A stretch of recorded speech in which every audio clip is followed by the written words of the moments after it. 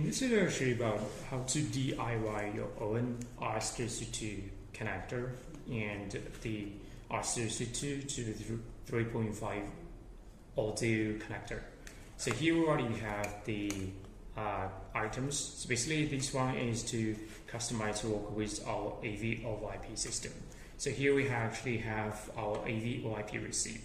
So on the receiver, basically you can see here we got a 3-pin phonics connector, which is for the audio embedded, and here we got another 3.5 3-pin phonics connector, which is for the RS232, and this is the 3-pin phonics connector, and we will have to prepare one of these screwdriver, so we can just use this one to make sure we got the wire connect tightly. And this one is for the RJ45 to the 9-pin RS232 connector. So normally for the splicing displays, they will use the RJ45 for the RS232 commands. So like this one, then we got this one. Then we use this RJ45 to the 9-pin RS232 for connector. So we can just connect like this one. So first we're going to introduce about the 3-pin phonics connector to the RS232 9-pin. So basically we can see here we actually only need 3-pin is the TX, RX and the ground. So on the connector it's going to be the same, and but for sending the RS232 you will use the cross wiring. So basically if the first pin is for TX, that means, and on the first pin this connector is going to be using the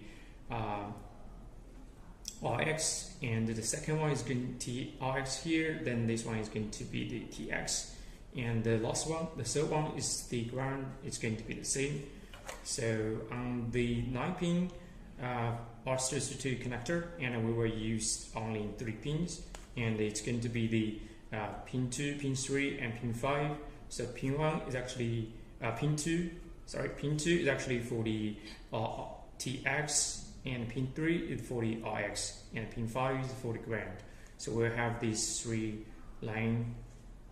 wires connect to this phonics connector. After we DIY this one, then we can just plug into the RS232 connector, then have this side, because this one, the side is the male connector, and we need this one is the female connector, so we need a male connector on this side.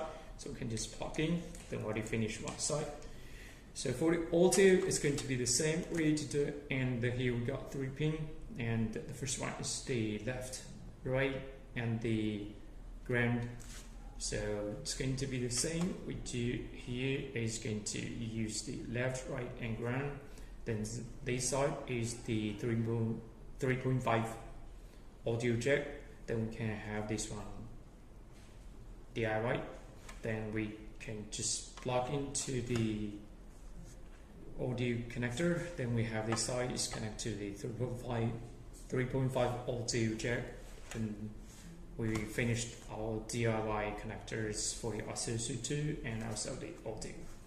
Okay, thank you.